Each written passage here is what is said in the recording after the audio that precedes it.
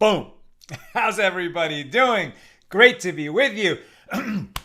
Excuse me. That is called Ka Ribon from Shlomo Katz. We'll work our way through that song and these during the countdown timers. We'll continue it tomorrow. How's everybody doing? Let's light up the darkness. So excited. We got a key DAF. Tomorrow we finish this tractate with God's help on page 29, the final page. Very short page, so time to celebrate tomorrow night. This page, the penultimate page, quite a long one. And we're definitely not skipping any of it because it's great. So I think, we'll just do as much of it as we can within the, the sort of time parameters of tonight's show. And if we don't quite get through it, then we'll finish it tomorrow. Great to be with you. Who is with us for a key DAF on the wise women of Shechanziv? Stephen in New Hampshire, Nancy in North Carolina, Patrice in Utah, James in Annapolis, Yehud in South Carolina, John in Maine, Tom in PA, Thomas in West Virginia, John in Sedona, Rebecca in LA, Annie in Michigan, Bella in Florida, Shandor in the Bronx, Melissa in Great Neck, Brinna wishing us a good evening, Lucy in Minnesota, Sharon in New Jersey, Paul in Chicago, Renee in Indiana, the other Paul in the Great Northwest, and PK in Colorado. Welcome, everybody. Also on the YouTube side, Aoife in Florida, Lynn in North Texas. Tonight's episode of AT Daily, Key DAF, is sponsored by Hazel and Peter Flom in memory of our parents, Abe and Annie Schiffman, and Alfred and Leontine Miller Flom.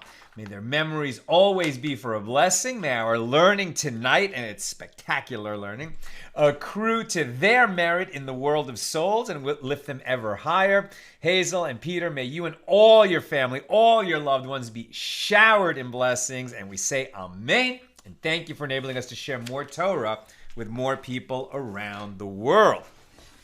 All right. This is such a juicy DAF we've got tonight. With meaning, we're still talking about the laws of mourning, so there's definitely some troubling stuff tonight, but also some great wisdom for living, for the end of life, for long life, and these wise women of Shechantziv. You're going to love them. All right, let's get into it. We pick it up at the bottom of page 27b, the very bottom. The Mishna teaches, and the biers of women, right, when a woman's corpse would be carried out in ancient times, right, not with a coffin, but on a bier, the biers of women are never set down due to their honor, meaning that during the funeral procession, they wouldn't stop, put the bier down and give people a chance to gather and eulogize the dead. As we've seen, really that should only be done for Torah scholars when we're talking about during a festival, because we don't want, the feelings of a funeral to conflict with the feelings of joy surrounding, in the city that's celebrating a festival. And so they would only pause for Torah scholars, and then there were some exceptions maybe for others. But they said for women, they wouldn't pause because it was possible, that for the honor of the woman, who could be disrobed, or there could be seepage of blood in certain cases, as we discussed yesterday. So they said the biers of women are never set down due to their honor. The sages of Nehardea say they only taught this with regard to a woman who died in childbirth. and therefore continues to bleed. But the biers of other women may be set down in the street to give the people a chance to eulogize them. Rabbi Elazar said, even the biers of other women must not be set down on the street, as it is written, and Miriam died there and was buried there. Moses' sister Miriam, Numbers 20, verse 1, which teaches that the site of her burial was close to the place of her death. Therefore, it is preferable to bury a woman as close as possible to the place where she died. And we see this also with Rachel, who was not brought to the cave of Machpelah. She was buried on the road to Ephrath. With regard to that same verse, Rabbi Elazar said further, Miriam also died by the divine kiss. The divine kiss, that's something we've seen before. This is how Nadav and Avihu, the sons of Aaron, were taken, right? It's kind of, this is the ideal way to die. If you must die, you should die by the divine kiss. It's like God personally welcoming you to heaven, taking you to heaven. It's kind of an instant and painless death.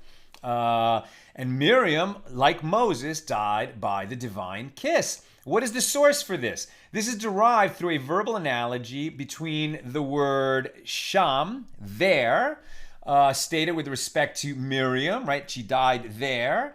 And the same word was mentioned with regard to Moses. For with regard to Moses, it says, so Moses, the servant of the Lord, died there in the land of Moab by the mouth of the Lord. By the mouth of the Lord is where the sages get this idea of the divine kiss. Right? We don't know exactly how Moses died. He wasn't ill. The end of the Torah says that he died at the age of 120, and his sight was undimmed, his strength was undimmed, but it was time for him to go and let Joshua lead the people into the promised land. So God took Moses personally. For what reason was it not explicitly stated with regard to her, to Miriam, in the way that it was stated explicitly for Moses, that she died by the mouth of the Lord? Why wasn't it said explicitly? It is because it would be unseemly to say such a thing, that a woman died by way of a divine kiss, and therefore it is not said explicitly. Rabbi Ami said, why was the Torah portion that describes the death of Miriam juxtaposed to the portion dealing with the red heifer, right? We learned the laws of the red heifer just at the same area of the Torah as we learned of the death of Miriam. The red heifer, you'll recall, a very special law. It's a chok, one of those laws that we can't understand the reasoning behind it. We just accept it because God said so. And that when the temple was standing, a person who had come into contact with a corpse had to be purified from that extreme form of ritual impurity.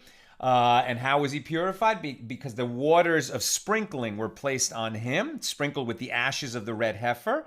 And this is a perfectly red, like rust-colored cow, head to toe. There were only 9 red heifers in all of Jewish history. There hasn't been one since the fall of the Second Temple. And we don't need it because we don't have to cleanse ourselves of Tuma in order to enter the temple because there is no temple. At any rate, the question here being asked is, why was the episode of Miriam leaving this world juxtaposed to the law of the red heifer? To tell you, just as the red heifer atones for sin, which is strange, right? It's purification for touching a corpse. In fact, the person who is burying a corpse is doing the Lord's work. That's not a sin.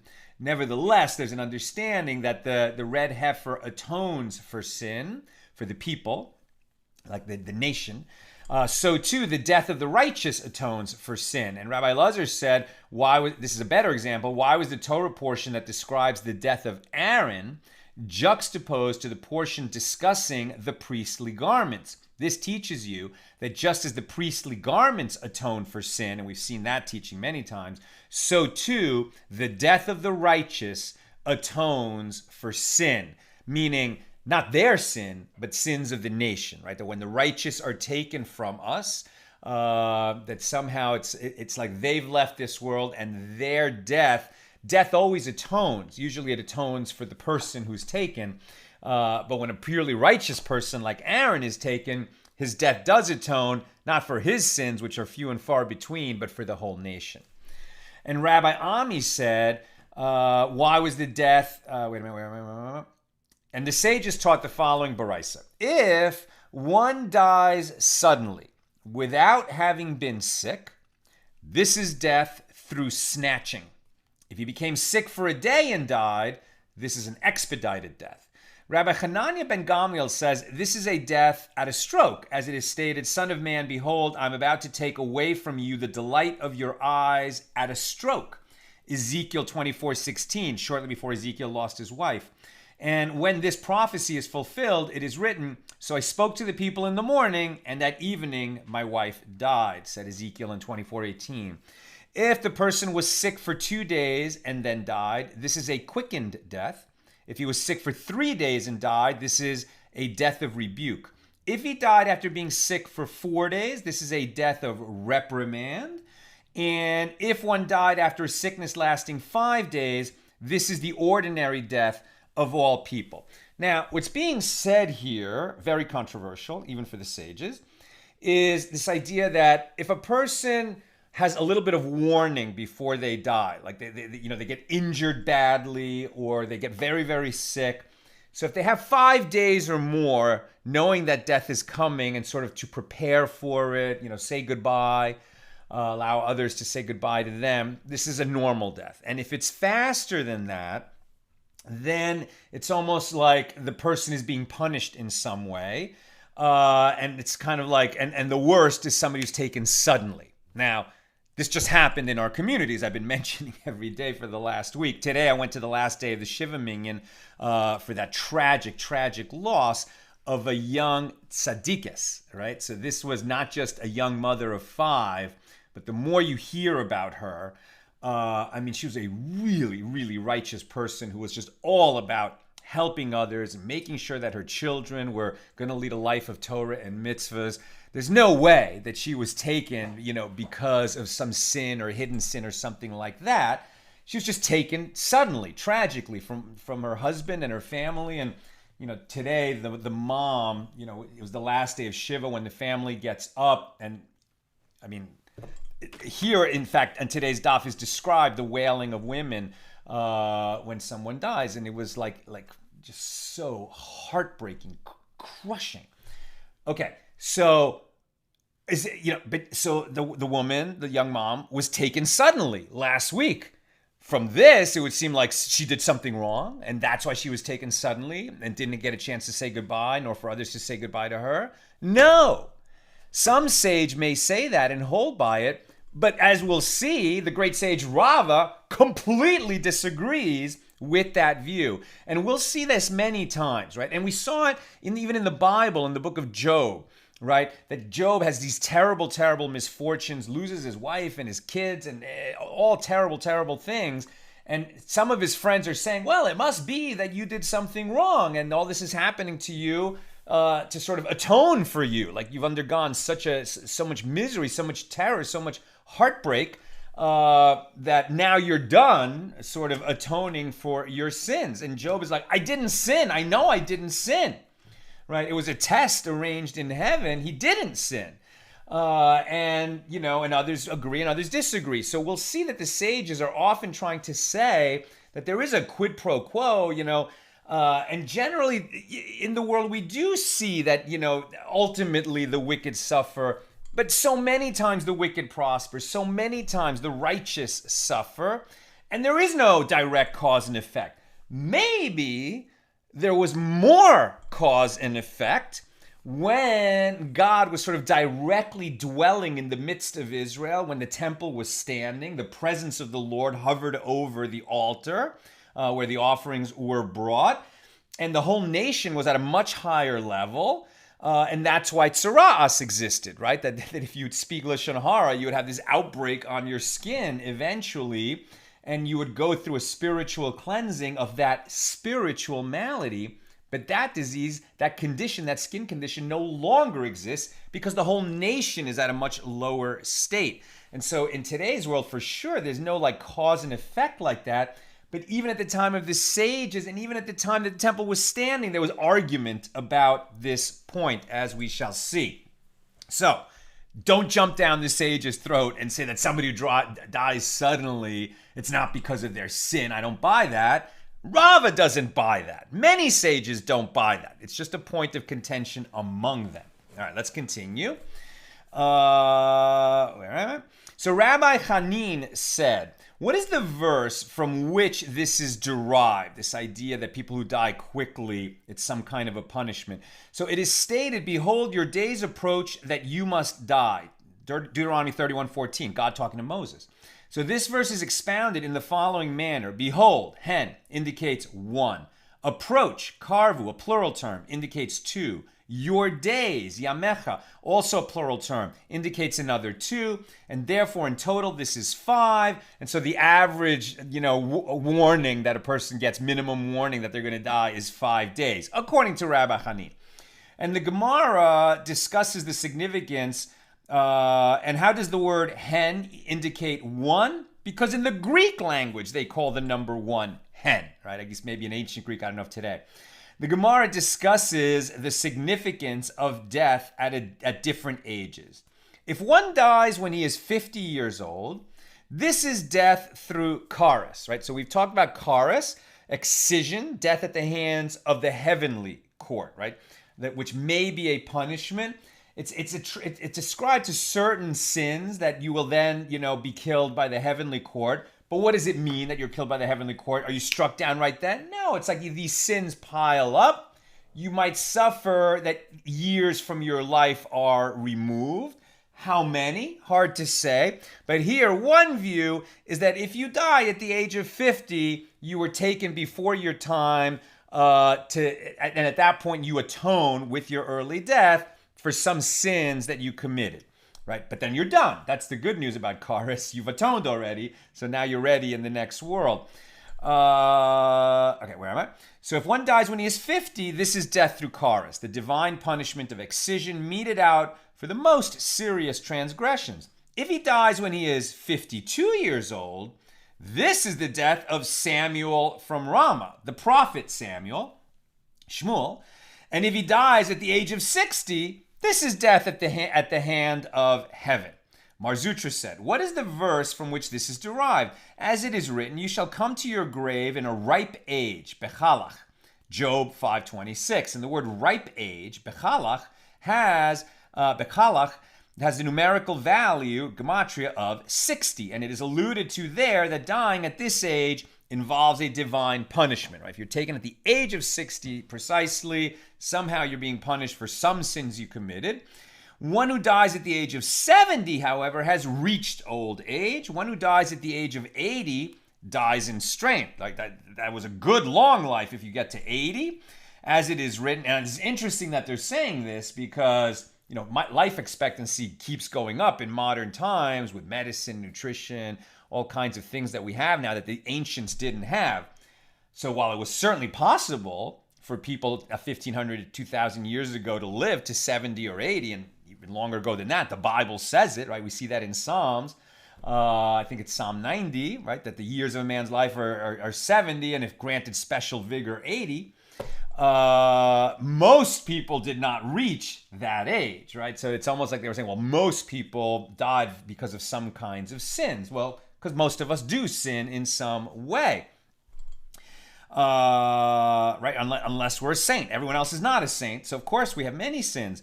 But usually our atonement for those sins kind of would excuse us from an early death.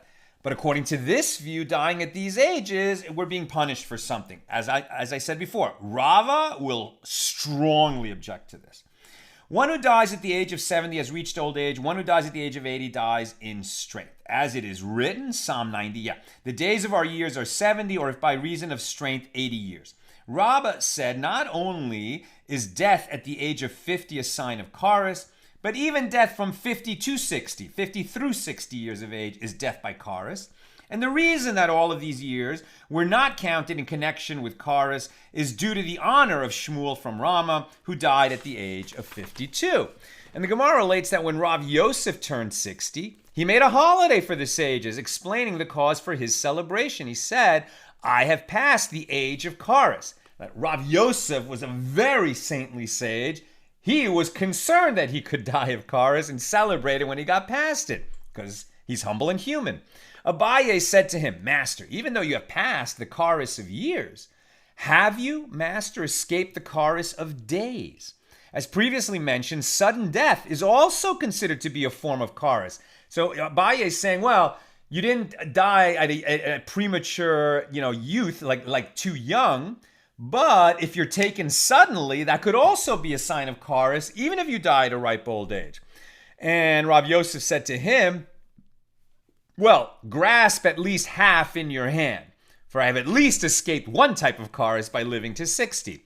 It was related that Rav Huna, the very saintly Rav Huna, died suddenly, and the sages were concerned that this was a bad sign.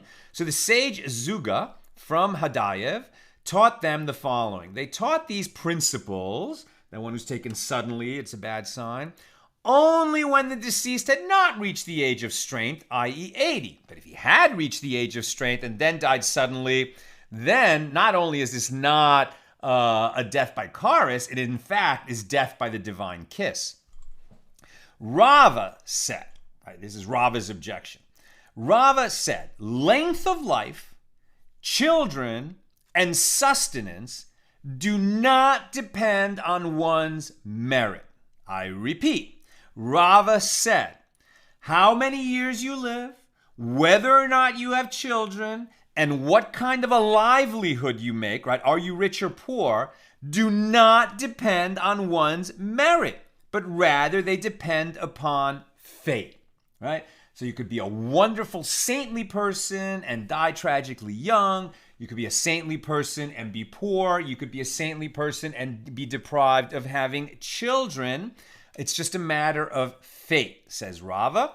As Rabba and Rav Chisda were both pious sages, one of them would pray during a drought and rain would fall, and the other sage would pray during a drought and rain would fall. Right? That's like the ultimate test of a pious, righteous, saintly person. If during a drought, their prayers are answered on behalf of the community and rain comes for everybody, saving them from famine on account of the prayers of this one righteous person, right? So these are saintly people. And nevertheless, they were both saintly, but nevertheless, their lives were very different. Rav Chisda lived for 92 years, whereas Rabba lived for only 40 years. The house of Rav Chisda celebrated 60 wedding feasts. He had so many children, grandchildren, great-grandchildren, whereas the house of Rabba experienced 60 calamities. The saintly Rabba died a short life filled with tragedy. In other words, many fortuitous events took place in the house of Rav Chisda, and the opposite occurred in the house of Rabba, and they were both equally saintly. In the house of Rav Chisda, there was bread from the finest flour, even for the dogs, and it was not asked after, as there was so much food. In the house of Rabba, on the other hand, there was coarse barley bread, even for people, and it was not found in sufficient quantities. And this shows that the length of life, children, and sustenance all depend not upon one's merit, but upon fate. Now, what we certainly believe is that merit is rewarded, right? So for all of the mitzvahs that you perform, all of the Torah that you learn, all of the charity that you give, all of the compassion that you extend toward others, you will be rewarded. Not necessarily in this world, in this lifetime, but since we all are souls, eternal beings, returning to the world of souls, plenty of time, space, and opportunity for that reward to come in the next world. Apropos Rav Chisda's great wealth, the Gemara reports that Rava said, "These three things I requested from heaven, and two of which were given to me, and one was not given to me.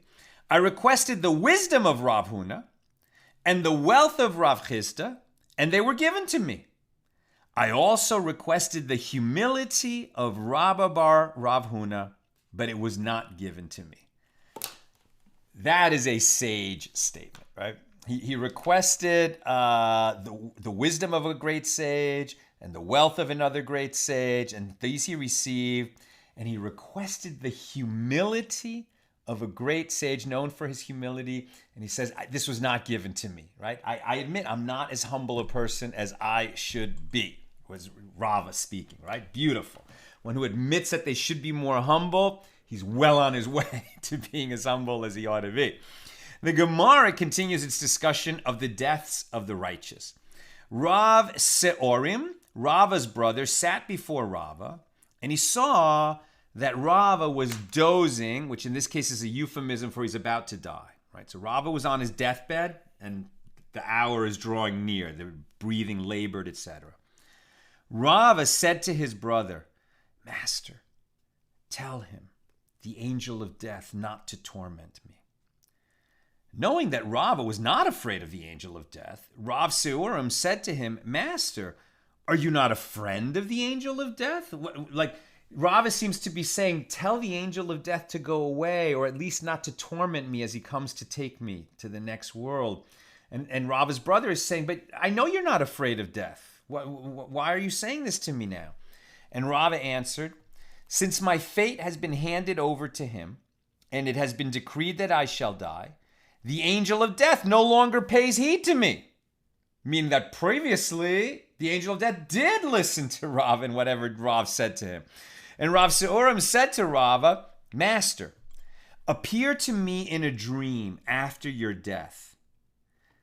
Right, this is like that old joke about the two baseball fans, super fans, who are always speculating whether there will be baseball in heaven or not. And so they make an agreement that whoever dies first, he'll come to the other one in a dream and let him know whether there's baseball in heaven or not. So one dies first, and that night the other one is having a dream, and his friend comes to him. He says, I got good news and bad news. The good news is there's baseball in heaven. Really? Amazing. What's the bad news? You're pitching tomorrow. Okay. So at any rate, Rava's brother asks him to come to him in a dream and tell him about what it's like. Right? So Rav Seurim said to Rava, Master, appear to me in a dream after your death. And Rava appeared to him in a dream after his death. And Rav Seurim said to Rava, Master, did you have pain in death?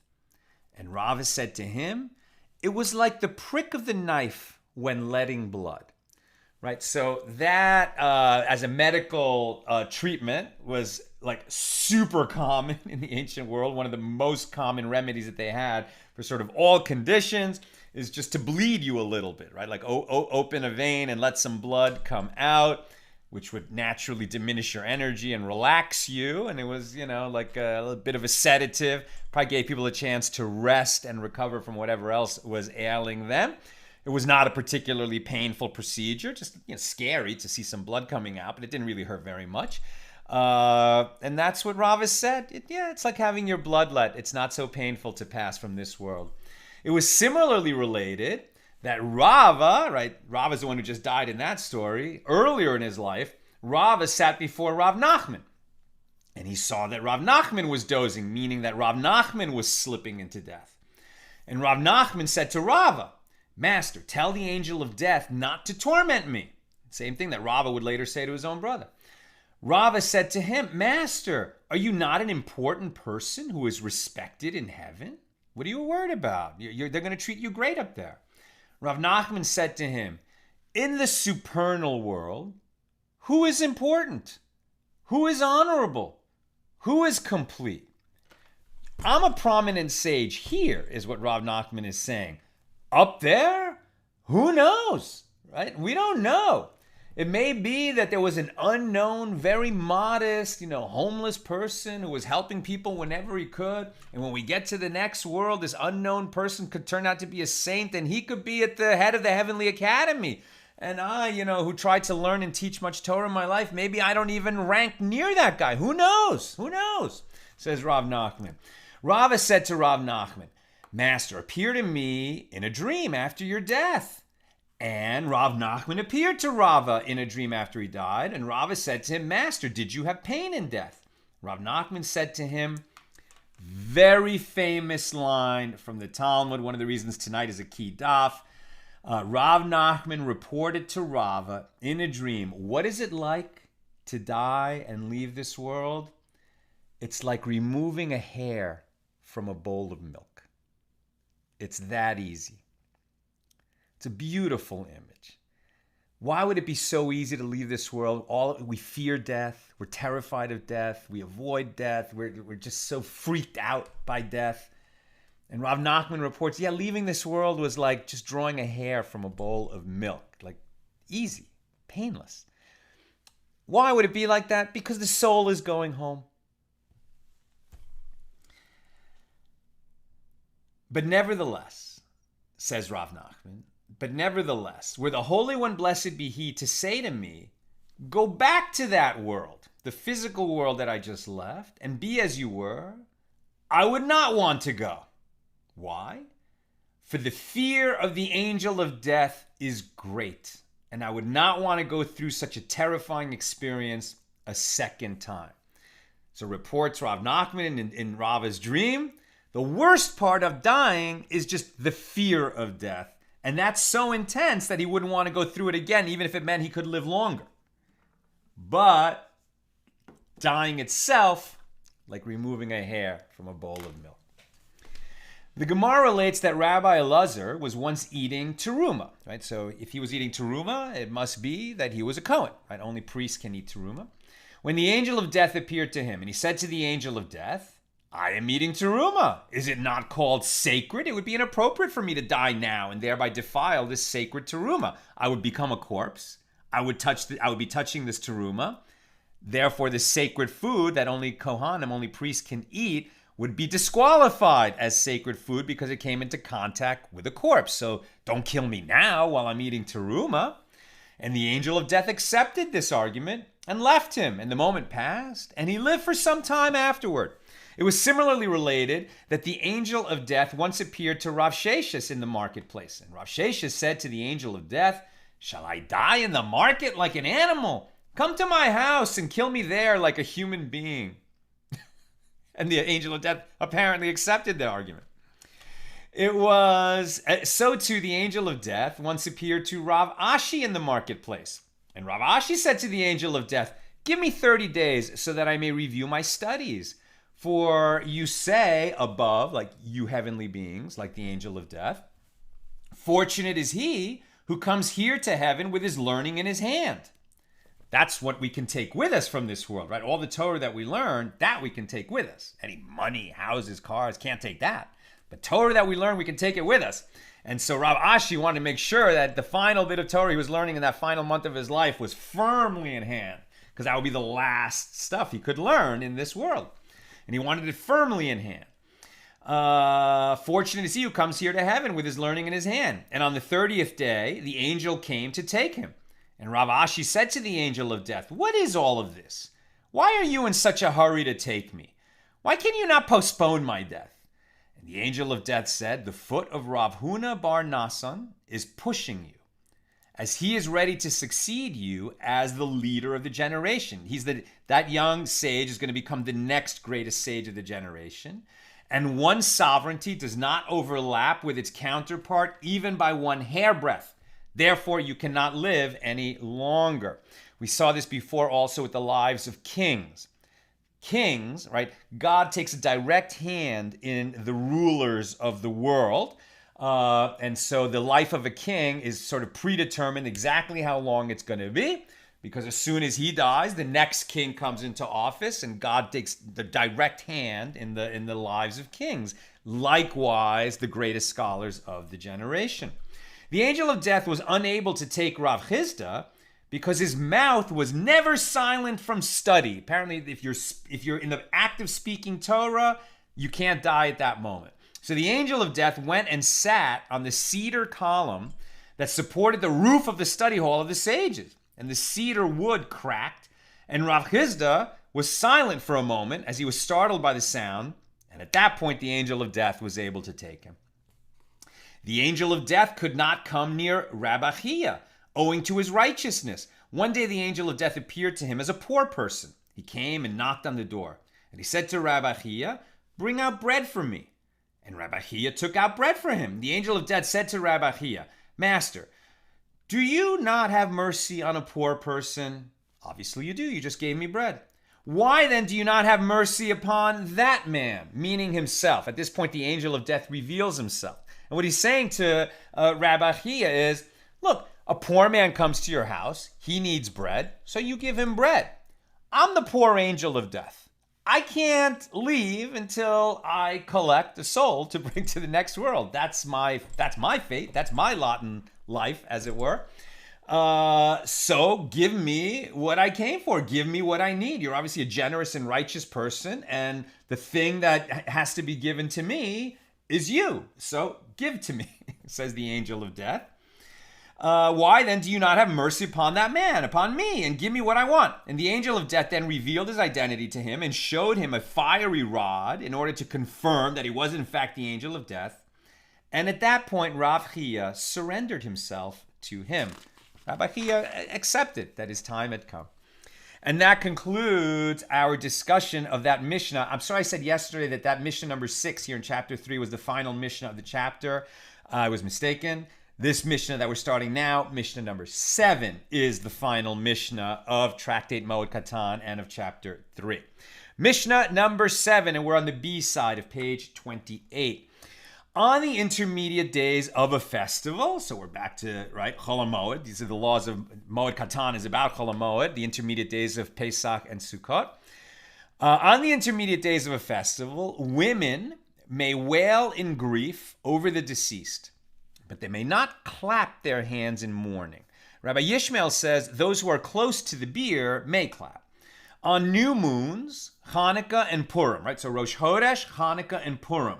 These are festivals of lesser sanctity than Passover, Shavuos, and Sukkot, but they are still festivals. So they are not festivals by Torah law, right? I mean, certainly Purim and Hanukkah didn't exist at the time the Torah was given. Rosh Chodesh is mentioned in the Torah, but the way that we celebrate it sort of came about later. So on new moons, Hanukkah and Purim, which are not festivals by Torah law, the women may both wail and clap their hands in mourning, right? They can't do that on Chol HaMoed because we don't want to diminish the joy when we're commanded to rejoice in the festivals. Hanukkah and Purim and Rosh Chodesh we rejoice also, but it's not with such a great obligation, so we're not as concerned that the ritual behaviors of a funeral procession will sort of bring down the town's rejoicing, as it were. On both the intermediate days of a festival and on Rosh Chodesh, Hanukkah, and Purim, they may not lament. After the deceased has been buried, they may neither wail nor clap. So these are adjustments to the funeral because it's during a festival. And the Mishnah explains what is considered wailing. This is when they all wail together simultaneously.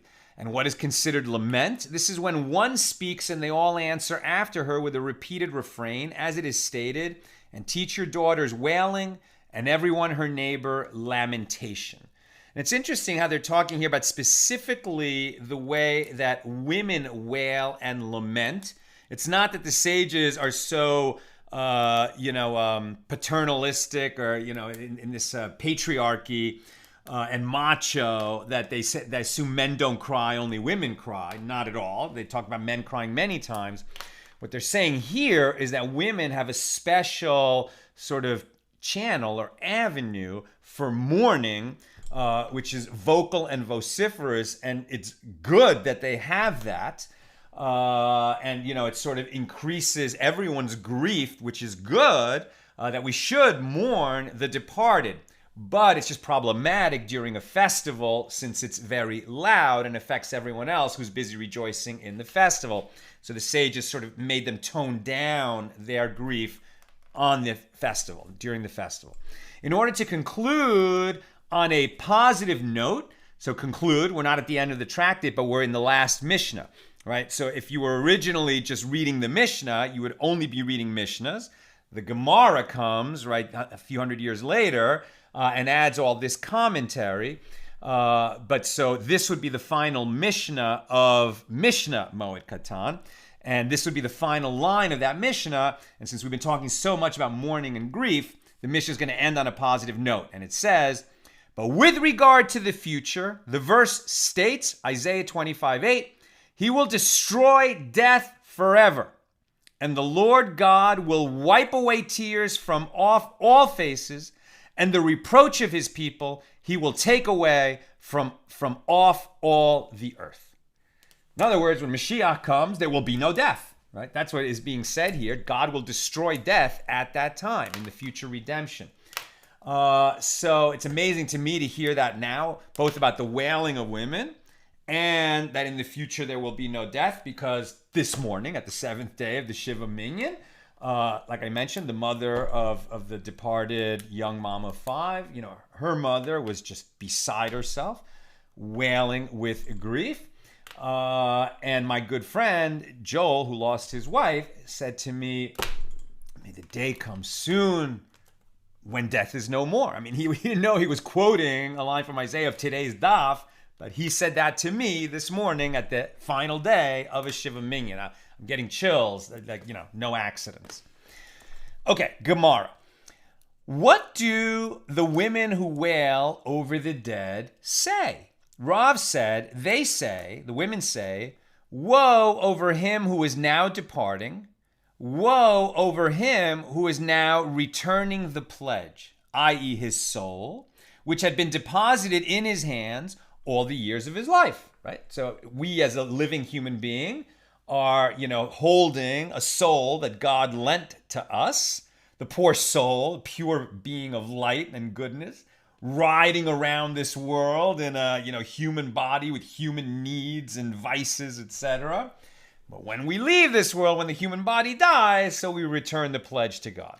And Rava said, the women in the city of Shechantziv, who were known for their wisdom, right? So we're just talking about the sages so patriarchal. Here we go. Here's a whole tribute to the women of a certain city, all the women of that city, right? A city known for its wise women. And here's a series of teachings from the wise women of Shechantziv. And they would say as follows: woe over him who is now departing, woe over him who is now returning the pledge. So this is a saying of the women of Shechantziv. And Rava said, the women of Shechantziv would say about an elderly person, the bone has been removed from the jaw and the water returns to the kettle. Right? So Rav Steinsaltz says, some explain that this means that when the bone that one eats is uprooted from his mouth, i.e. he stops eating it, his temperature rises like water in a kettle. Others say it means the teeth fall out of the mouth and the hot water may be returned to the vessel. Other commentaries have a version of the text that reads. It says there's other interpretations, and what we see is that the wise women of Shechantziv, like good sages everywhere, will speak somewhat, roundabout in riddles to make you think about what they're saying and not just be obvious with it. And Rava said, the women of Shechantziv would say at the time of bereavement, wrap and cover the mountains in mourning, as the deceased is the son of the high and distinguished. Rava said the women of Shechantziv would say, lend out a cloak of fine wool to serve as a burial shroud for a free man whose sustenance has been depleted. In other words, a wealthy person who loses his fortune would rather die than live in poverty. And this is because that person lacks wisdom, right? Somebody who would rather die than lose their money is a person who lacks wisdom.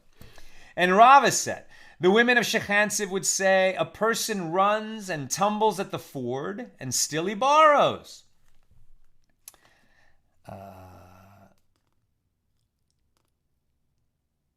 And some explain that this was said about one who did not work during his lifetime and now must borrow for the sake of the mabarot, the burial shrouds, right? So somebody who comes to the end with so little because they were a spendthrift during their lives, and now he has to borrow for his burial shroud, the final need of a person leaving this world. That's right. So they would say a person runs and tumbles at the ford and still he borrows. And Rava said the women of Shechantziv would say, our brothers, the merchants, will be examined at their places of business to see if they are honest businessmen. That teaching gets brought out later. I'm not even sure what tractate it's in, but we have this saying from our sages that we'll be asked certain questions when we leave this world and report, in the world to come.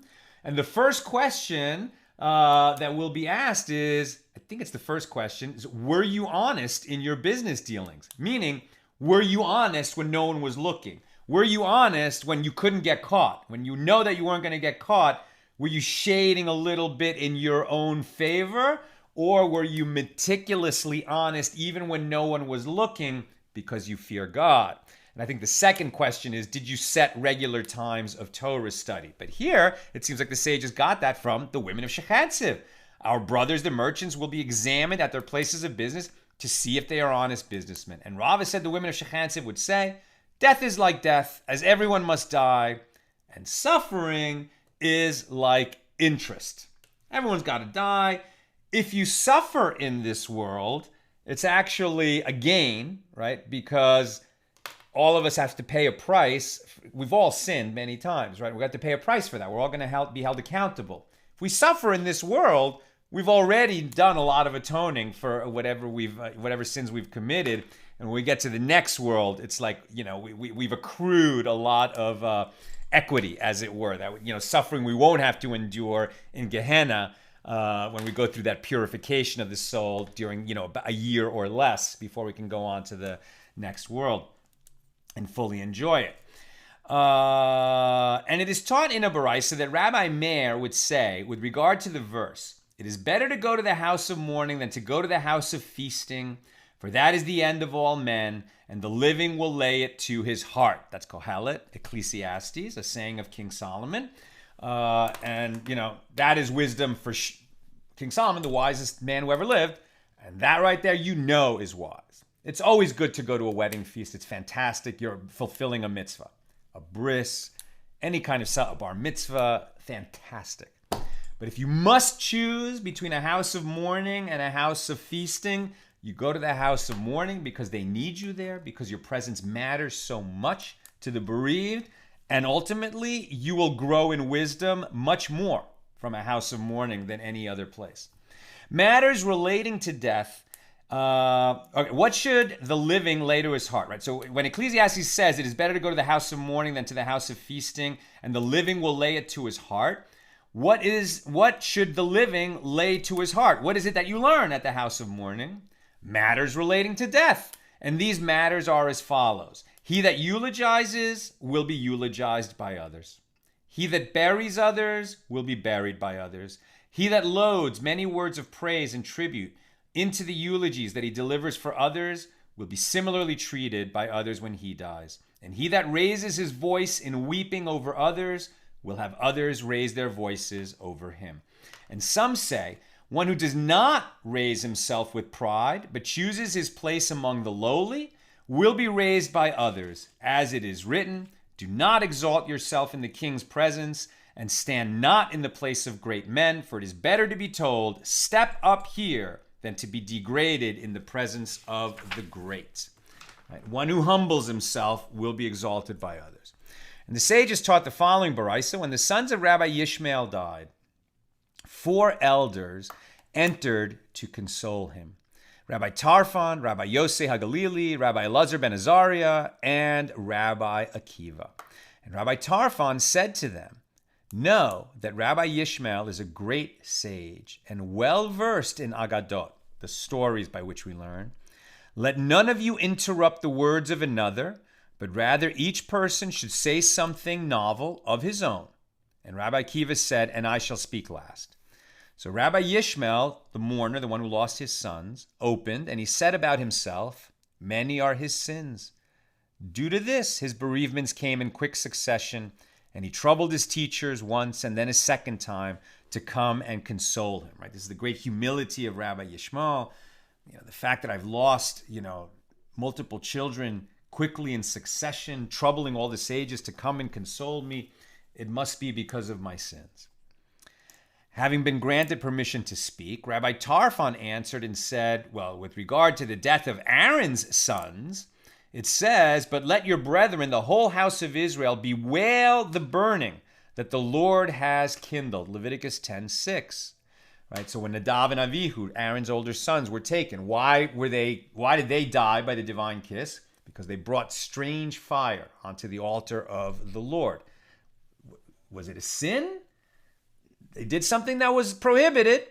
Why did they do it? Were they drunk? That's one interpretation, but the Lubavitcher Rebbe says no. They just were craving nearness to God. They were incredibly righteous souls, but they just got too close to the fire, as it were, and their souls left their bodies to be reunited with the source of all life. And there was a great wailing and mourning among the whole children of Israel in the wilderness. So says Rabbi Tarfon, that this verse, but let your brethren, the whole house of Israel, bewail the burning that the Lord has kindled.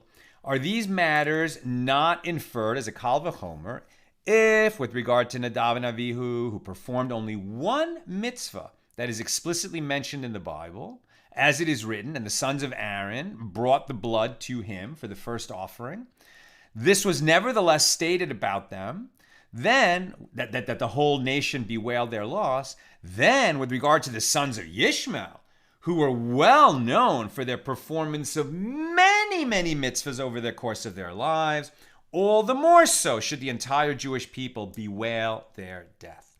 Rabbi Yosef HaGalili answered and said, with regard to Abijah, the son of King Jeroboam, the verse states, and all Israel shall mourn for him and bury him. 1 Kings 14:13. And are these matters not inferred a fortiori, right? A kal v'chomer, if, with regard to Abijah, the son of Jeroboam, who did only one good thing, as it is written, because in him there is found some good thing toward the Lord God of Israel, i.e., he did only one good thing. Jeroboam was the one who broke up the kingdom in two. After Solomon died, right? So then his son and this competing king, right? His son was such a lousy ruler that the kind of rebellious king split the kingdom in two. And so you get the northern kingdom of Israel and Judea in the south that included Jerusalem. Terrible thing. And then it was especially bad because the northern kingdom created their own pseudo-temple where people could bring offerings to God, not the temple in Jerusalem. That is an unauthorized altar, and it's a total aveira, a total sin to bring offerings in such a place. And he led the whole nation into sin because of that. So if with regard to Abijah, who did only one good thing as he was participating in that terrible sin, and still the nation mourned him, then with regard to the sons of Rabbi Yishmael, all the more so, they should be rewarded by having the entire Jewish people mourn for them and bury them. And the Gemara asks, what was the one good thing that Abijah did? And Rabbi Zera and Rabbi Chinana Bar Papa disagreed about this issue. One said he abandoned his guard post. His father, Jeroboam, had assigned him to serve as one of the guards whose mission it was to prevent people from going to Jerusalem to bring their offerings in the temple there during the pilgrimage festivals, Passover, Shavuos, Sukkot. Right? The northern kingdom prevented that. And Abijah was posted as one of the guards to prevent people from doing that. But he abandoned his guard post and he himself went to Jerusalem for the pilgrimage festival. And that was a good thing and he was rewarded for that. And one said, and the other person said he removed the guards that his father Jeroboam had placed along the roads so that the people of Israel would not go up to Jerusalem for the pilgrimage festival. So he enabled others to go. And the Baraisa continues, and I'm going to... I guess I'll do what Rabbi Elazar ben Azariah answered, and then we'll leave Rabbi Akiva for tomorrow during the CU, because we'll have plenty of time tomorrow. The last page is so short, even with the remainder of page 28 and a little bit of 29, tomorrow will be short, much shorter than today. So we'll finish and then go to questions and comments with Rabbi Elazar ben Azariah giving his interpretation, trying to comfort Rabbi Yishmael on the death of his sons. Rabbi Elazar ben Azariah answered and said, with regard to King Sidkiyahu, the verse states, but you shall die in peace, and with the burnings of your fathers, the former kings that were before you, so shall they make a burning for you. Jeremiah 34:5. Now, are these matters not inferred like a kal v'chomer? If, with regard to Sidkiyahu, the king of Judea, who had performed only one mitzvah that is explicitly mentioned in the Bible, for he had Jeremiah lifted out of the mire, this was nevertheless stated about him. Then with regard to the sons of Rabbi Yishmael, all the more so. They should be rewarded by dying in peace, right? That when they died, it was a good death. And the nation should mourn for them, and they will, they're going up to heaven in a pure state, and they won't have to be purified in Gehenna for very long at all, if any. Okay, That's what we've got today. Let's see questions or comments on this key DAF. Moed Katan 28. Brinna, I like what you said about Hashem, cause and effect. My understanding is that we lost this privilege when we lost the Aron and the Luchos, right? The Ark of the Covenant and the tablets inside. Right, so I think what Bryn is saying is that we lost it, right? So when did we lose that? At destruction of the first temple, right? And so for sure, the nation descended much, much lower, right? Eventually, the second temple would be rebuilt, but we would have really never again full sovereignty over the land of Israel. Even though the second temple stood for over 400 years, Israel was ruled, by Persia, and then by the Greeks, and then by the Romans. So we were never at that exalted state that we were during the first temple period, when we could view that cause and effect. People do good, God rewards us. The people do bad, God punishes us. Now it's all much more indirect. We have full faith that every good deed will be rewarded. Every transgression will have to be accountable for it. But that kind of justice and the mercy that God will issue along with it, we're really only going to see it and understand it in the next world.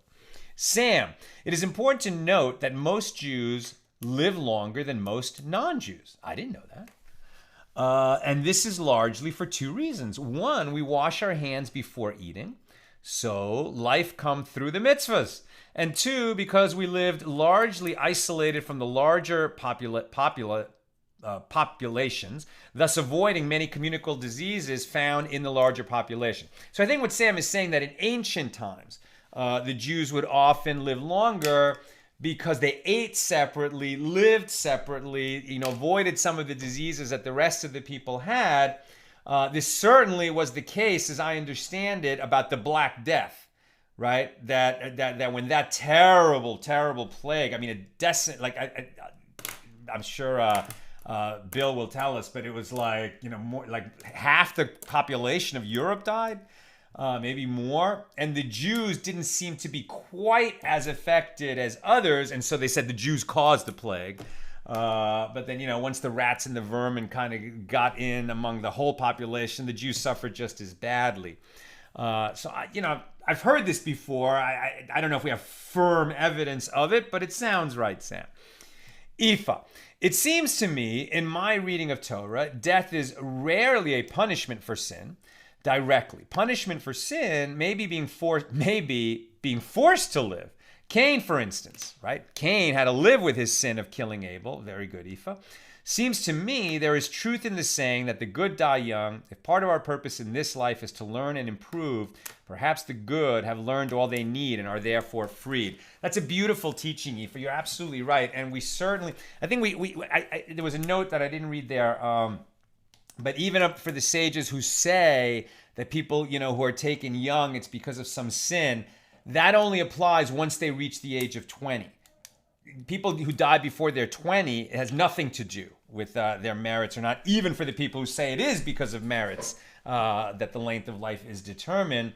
But people who die, when basically in their youth, there's some other reason, right? And so we certainly remember that, how do we explain that a child dies? Obviously, the child is innocent, and so some ideas that help us understand and grapple with those inexplicable and, just crushing losses. Reincarnation is very much a part of the Jewish tradition, and this idea of a Gilgul and Gilgulim, that a soul will come back to sort of deal with unfinished business, as it were. And so that soul might only have a need to be in this world for a day or a month or a year or 10 years, and accomplish just one little thing that was left unaccomplished in that previous life. And that may be one of the reasons that they came as a child and, were called back to heaven early, as it were. Ifa also says, talking about the way women lament, does it not say that God counts the tears of women? Yes, very much. Maybe women's grief has the power to diminish the celebration of God and therefore must be limited on holidays. Exactly. You got it exactly right. And we definitely did have that teaching Husbands, do not bring your wives to tears. I can't even remember exactly the context of the teaching, but the tears of a woman are very hotline to heaven, right? So perhaps because women tend to be more emotional beings than men, they're just kind of more in tune spiritually. And therefore their conduit, to the supernal worlds is a stronger, clearer conduit than men's. And that is a teaching of our sages as well. Okay, that's what I've got for us today. With God's help, tomorrow we'll have a siyum. We'll complete this tractate, bring a l'chaim, something to eat so we can make a bracha. A few more beautiful teachings from this page 28 and then the very short page 29. And then we'll just do the first line of the next tractate, Chagiga, the 13th volume of the Talmud. Have a great night.